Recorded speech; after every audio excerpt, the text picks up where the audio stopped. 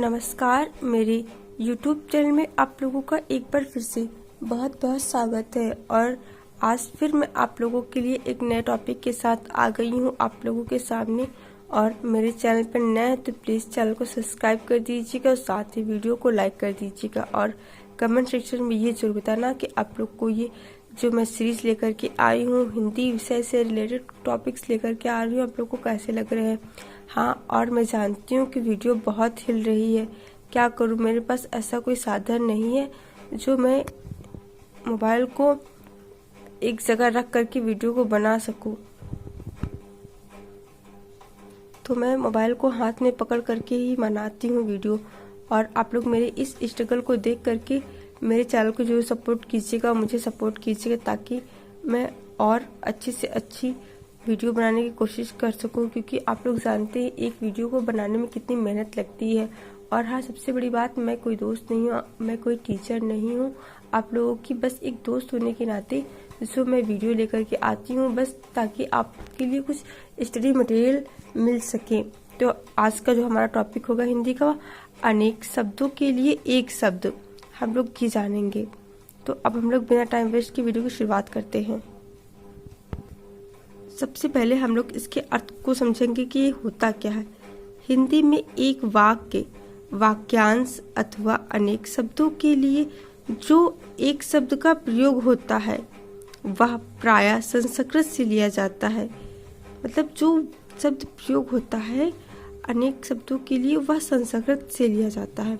अगर इसकी परिभाषा की बात की जाए तो वो भी देखते हैं। अधिक से अधिक विचारों को अभिव्यक्त करने वाले शब्दों को समानार्थक शब्द या भाववाचक शब्द कहते हैं। और इससे रिलेटेड हम लोग जितने सारे प्रीवियस ईयर के क्वेश्चंस एग्जाम्स में आए हुए थे उन सारे क्वेश्चंस को हम लोग देखेंगे। और आप लोग मेरे चैनल के साथ जुड़े रहें। तो अब हम लोग उन सारे क्वेश्चंस को देखते हैं। पहले हम लोग ये क्वेश्चंस देखते हैं जो UP SSC UDC LDS exam 2015 में आए थे। तो पहला है ये, जहाँ लोगों का मिलन हो उसे सम्मेलन कहते हैं। सख्य भाव मिश्रित अनुराग को कहते हैं प्रणय। जो कानून के विरुद्ध हो, निरुद्ध या अवैध, जिसमें संसार के प्रति मोह न रहा हो, वितरागी। कुसंगति के कारण चरित्र पर दोष लगाना, कलंक। जंगल में लगने वाली आग, दावानल। तो इस तरह से हम लोगों ने ये 2015 की एग्जाम्स में आए हुए क्वेश्चंस को देखा था। और अब हम लोग यूपी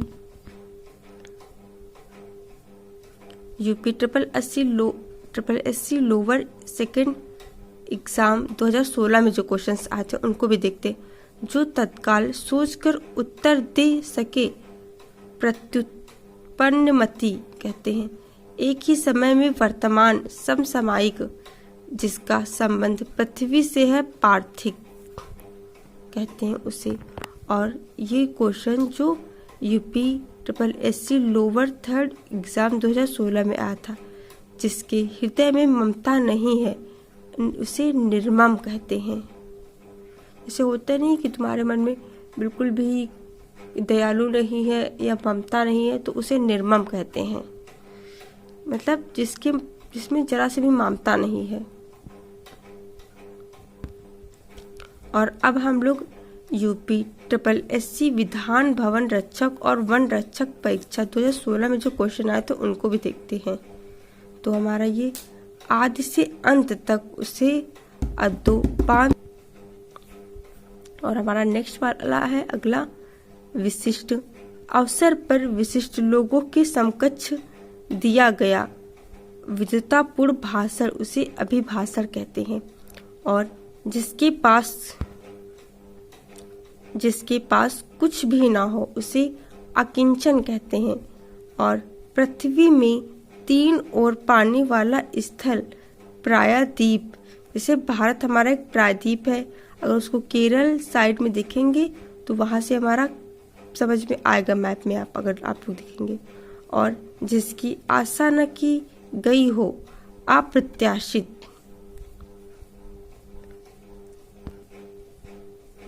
और अब हम लोग जो यूपी टेट एग्जाम में आया था क्वेश्चन, जो वाणी द्वारा व्यक्त न किया जा सके अनिर्वाचनीय। और UP triple SC malaria inspector exam परीक्षा 2014 में जो आया था पहले क्वेश्चन, वह व्यक्ति जिसको भूमि के भीतर की वस्तुओं की जानकारी हो भूगर्भ वेता। वह स्थान जो पृथ्वी, चंद्रमा, सूर्य आदि के मध्य स्थित है अंतरिक्ष।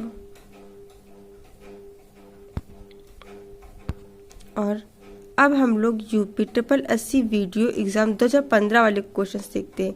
जो इंद्र पर विजय प्राप्त कर चुका हो इंद्रजीत, उच्च कुल में पैदा व्यक्ति कुलीन कहलाता है। और UP triple SC video exam 2016 में आया हुआ क्वेश्चन, पूरब और उत्तर के बीच की दिशा को ईशान कहते हैं।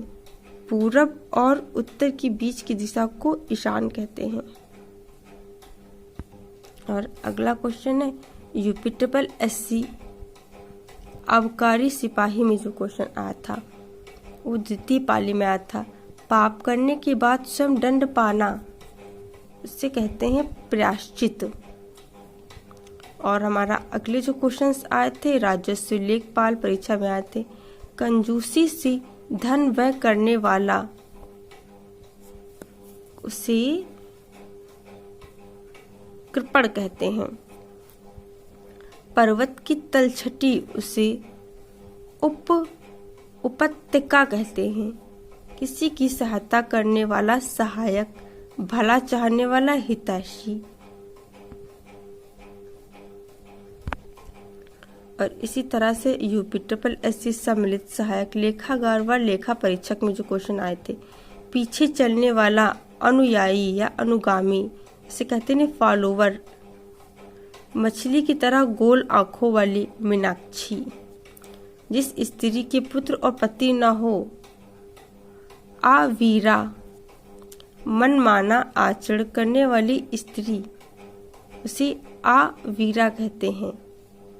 दोनों का मतलब एक ही होगा। और अब हम लोग देखते हैं जो दिल्ली सब पीजीटी एग्जाम में 2014 में जो क्वेश्चन आए थे, जिसका आदि न हो अनादि, साथ पढ़ने वाला सहपाठी, जो अनुकरण करने योग्य हो अनुकरणीय, जिसको क्षमा न किया जा सके वह अक्षम्य। और जो रेलवे के एग्जाम्स में क्वेश्चंस आए थे, समय की दृष्टि से अनुकूल समयानुकूल जो 1997 में आया था, जिसकी गर्दन सुंदर है सुग्रीव 1997 में ये भी आया था। किसी रस का उपभोग करना रसा स्वादन, ये 1998 में क्वेश्चन आया था। वर्णन से परे वर्णातीत 1998 में ये भी आया था। अत्यधिक वर्षा होना अतिवृष्टि, किसी कार्य के लिए सहमति देना अनुमति, एक दूसरे पर आश्रित होना अन्योन्यश्रित, बिना घर का अनिकेत, हमेशा रहने वाला शाश्वत, जिसका संबंध पृथ्वी से हो पार्थिक, मोक्ष की इच्छा करने वाला मुमुक्षु, जिसके पास कुछ न हो अकिंचन, किसी ग्रंथ में अन्य व्यक्ति द्वारा जोड़ा गया भाग क्षेपक, थोड़ा जानने वाला अल्पज्ञ, जिसकी आशा न की गई हो अप्रत्याशित, जो आंखों के सामने न हो परोक्ष, जो किए गए उपकारों को मानता है कृतज्ञ।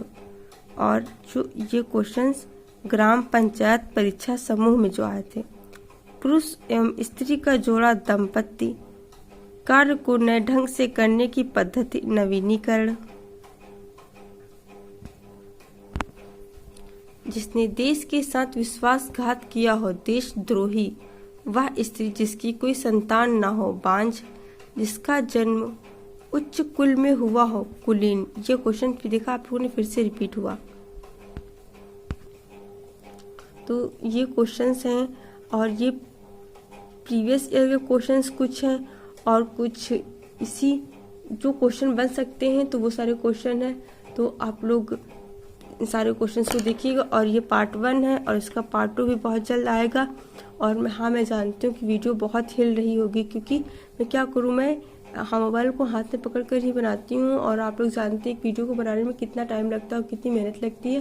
तो आप लोग मेरी इस मेहनत के लिए मेरे चैनल को सब्सक्राइब जरूर कीजिएगा, वीडियो को लाइक कीजिएगा और आप लोग का ऐसे ही अपना प्यार और सपोर्ट मेरे चैनल के साथ बना रखिए, ताकि मैं और अच्छी से अच्छी वीडियो आप लोगों के लिए लाती रहूँ। एक बार फिर मैं कहना चाहूँगी कि मैं कोई टीचर नहीं हूँ, मैं सिर्फ एक दोस्त होने के नाते आप लोगों के लिए स्टडीज से रिलेटेड कुछ मटेरियल ले आती हूँ, ताकि आप लोगों की थोड़ी हेल्प हो सके।